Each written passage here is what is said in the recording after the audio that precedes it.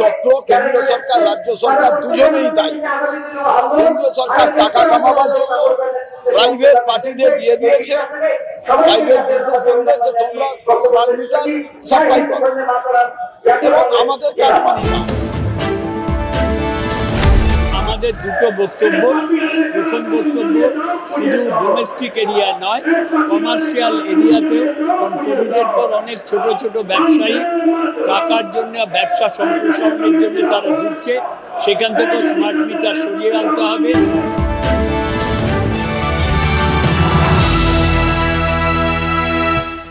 Smart meter নিয়ে রাজ্যের একাধিক জায়গায় গ্রাহকদের বিক্ষোভ। তাদের অভিযোগ, বিদ্যুতের বিল বেশি আসছে। এবার স্মার্ট মিটার নিয়ে প্রকাশ্যে কেন্দ্র রাজ্য সংঘাত।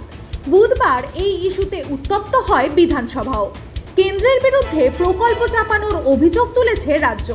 মঙ্গলবার বিধাননগরের বিদ্যুৎ ভবনের সামনে এই একই ইস্যুকে সামনে রেখে প্রতিবাদ বিক্ষোভ জানায় প্রদেশ কংগ্রেস। পোড়ানো হয় প্রধানমন্ত্রীর কুশপুতুল।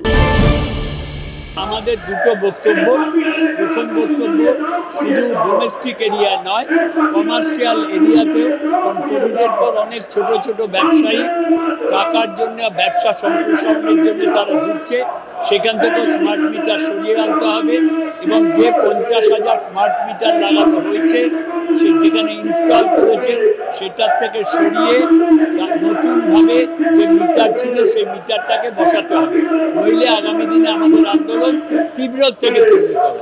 যে 50,000 গ্রাহকের বাড়িতে ও ইন্ডাস্ট্রিয়াল এলাকায় এই স্মার্ট মেশিন বসানো হয়েছে, তার পরিবর্তে আগামী দিন দপ্তর কি ব্যবস্থা নেবে, কোনো মূল্য দিতে হবে কিনা, এই একাধিক প্রশ্ন তুলে প্রদেশ কংগ্রেসের 5 জনের প্রতিনিধি দল বিদ্যুৎ দপ্তরের আধিকারিকদের সঙ্গে দেখা করেন। এদিনের বিক্ষোভ কর্মসূচি থেকে আরও একবার কেন্দ্র ও রাজ্যের এই স্মার্ট মিটার বসানো নিয়ে যে আতাত, তার অভিযোগ তোলেন প্রদেশ কংগ্রেস সভাপতি শুভঙ্কর সরকার। এটা একটা চক্র, কেন্দ্রীয় সরকার রাজ্য সরকার দুজনেই দায়ী। কেন্দ্রীয় সরকার টাকা কামাবার জন্য প্রাইভেট পার্টিদের দিয়ে দিয়েছে, প্রাইভেট বিজনেসম্যানদের, যে তোমরা স্মার্ট মিটার সাপ্লাই করো এবং আমাদের কাটমানি দাও। আমি একটা জিনিসই বলছি, এই যে 50,000 মাঠের পুরোনো মিটারগুলো কোথায়, কাঠটা কোথায় লাগবে, চার্জ দিতে হবে কিনা, যে চার্জ নিয়েছে সেই চার্জটা কে ফেরত দেবে, আগামী দিনে আবার এটা চালু হবে কিনা, এই ক্লিয়ার কোনো নির্দিষ্ট দিশা নেই। তাই আমাদের আন্দোলন ডাকা ছিল, সেই আন্দোলনটা চলছে।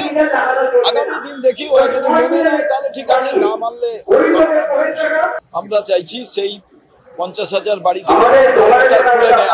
তাই আমাদের প্রতিনিধিরা গেছে।